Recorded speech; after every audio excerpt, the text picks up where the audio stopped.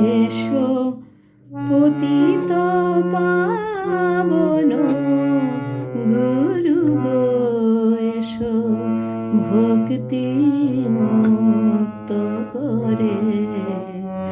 এসো পতিত পাবন গুরু গো, এসো ভক্তি মুক্ত করে।